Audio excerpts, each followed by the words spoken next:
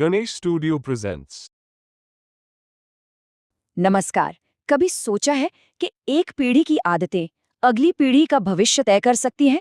आज हम एक बहुत ही पुरानी कहानी के जरिए इसी सवाल का जवाब ढूंढेंगे। चलिए समझते हैं कि हमारे फैसले, उनके नतीजे और प्रकृति का जो गहरा नियम है वो आपस में कैसे जुड़े हुए हैं। तो चलिए सीधे चलते हैं कहानी में। बात हो रही है पुराने राजपूताना के थार रेगिस्तान की। जरा आंखों के सामने वो तस्वीर लाइए।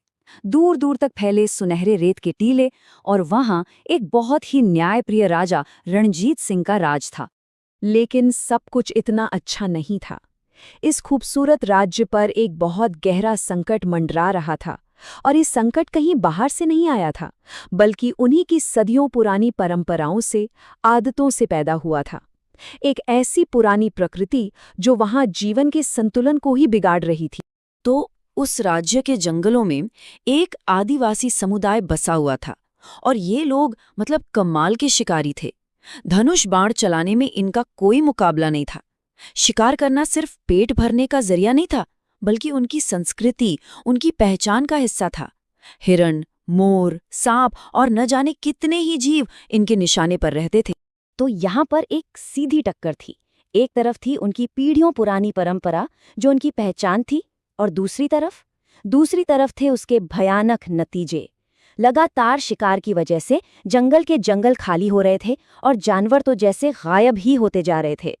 जब पानी सिर से ऊपर चला गया तो आदिवासियों के जो सरदार थे, वीरराज, उन्होंने प्रकृति माँ से गुहार लगाई। उनके शब्दों में उनकी लाचारी साफ दिखती है। उन्होंने माना कि हाँ, ये सब नासमझी में और पुरानी आदत की वजह से हुआ है। पर अब सवाल ये था कि इसे छोड़े कैसे। ये आदत तो रग रग में बस चुकी थी। और बस यहीं से कहानी में एक बहुत बड़ा मोड़ आता है। उस समुदाय को एक गहरा संदेश मिला, एक ऐसा ज्ञान जिसने उनकी किस्मत ही बदल कर रख दी। प्रकृति का पहला संदेश बहुत सीधा था, कंट्रोल।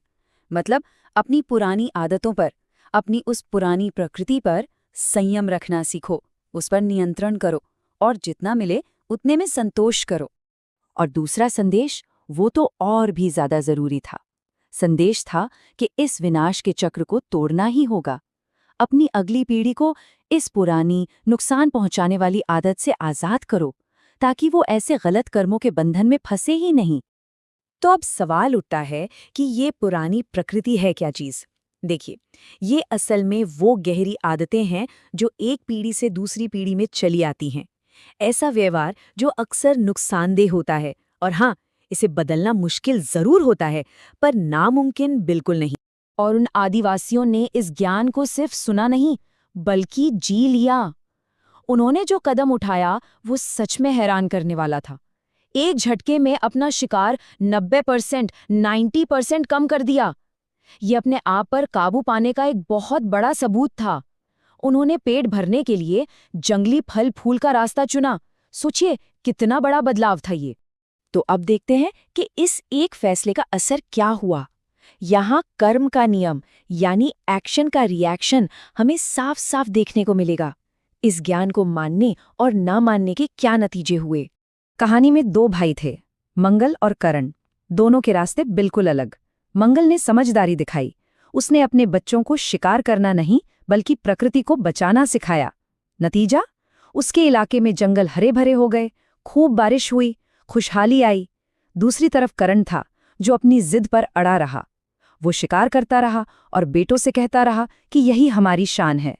नतीजा, जमीन बंजर हो गई, भूखमरी फैल गई, सब बर्बाद हो गया। आखिर में मंगल का परिवार प्रकृति का रक्षक कहलाया, और करण का तो वंशी खत्म हो गया। मंगल के परिवार ने सिर्फ एक बुरी आदत को छोड़ा ही नहीं, बल्कि एक नई, अच्छी विरासत की शुरुआत की। उन्होंने एक ऐसी सुरक्षित जगह बनाई, एक नेचर रिजर्व जैसा, जहां शिकार पर पूरी तरह पाबंदी थी, और वहां प्रकृति अपने असली रूप में खेल उठी। अब ये जो ज्ञान था, ये जंगल की सीमाओं को लांघकर राजमहल तक पहुंचने वाला था। आदिवासियों का ये बदलाव अब खुद राजा रणजीत सिंह के लिए एक बहुत बड़ी सीख बनने जा रहा था।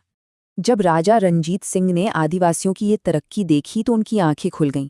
उन्हें समझ आया कि अरे, जिस समस्या से वो आदिवासी जूझ रहे थे वही समस्या तो मेरे पूरे राज्य में है, बस बड़े पैमाने पर।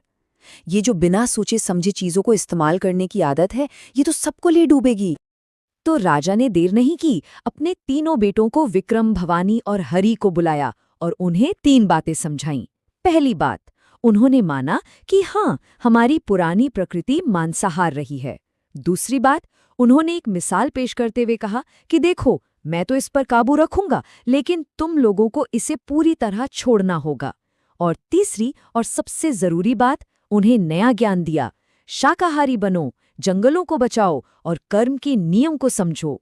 तो चलिए अब इस पूरी कहानी के सार को समझते हैं। आखिर ये कर्म फल का विधान, यानी हमारे कर्म और उनके नतीजे का ये अटूट नियम हमें सिखा क्या रहा है? ये हमें सिखाता है कि बर्बादी के रास्ते को छोड़कर एक नई, संतुलित और खुशहाल विरासत कैसे बनाई जा सकती है। देखिए, इस कहानी की सबसे बड़ी सीख एक तरह के जेनरेशनल अग्रीमेंट में छिपी है। बहुत सिंपल है। आज की पीढ़ी का काम है पुरानी बुरी आदतों पर कंट्रोल करना, और आने वाली पीढ़ी का काम है उस मौके का फायदा उठाकर नई, अच्छी और पॉजिटिव आदतें बनाना। और इस बदलाव का जो नतीजा निकला वो आप यहाँ साफ साफ देख सकते हैं। पहले क्या था? एक बंजर, परेशान हाल राज्य, और बाद में वही जगह एक हरा भरा, खुशहाल और संतुलित राज्य बन गए। ये सिर्फ जमीन नहीं बदली थी, लोगों की सोच बदल गई थी। तो इस कहानी से एक बात साफ हो जाती है, जो कि एक यूनिवर्सल लॉ की तरह है। एक सच्ची विरासत तब बनती है जब एक पीढ़ी का संयम अगली पीढ़ी की आज़ादी बन जाता है। और ये कहानी भले ही सदियों पुरानी हो, इसका संदेश आज के दौर में और भी ज़्यादा ज़रूरी हो गया है। आज जब हम क्लाइमेट चेंज और नेचुरल रिसोर्सेज की कमी जैसी मुश्किलों से जूझ रहे हैं, तो ये कहानी हमें एक बहुत बड़े सवाल के साथ छोड़ जाती है। हम अपनी आने वाली पीढ़ी को कौन सी प्रकृति, यानी कौन सी आदतें विरासत में देकर जाने वाले हैं?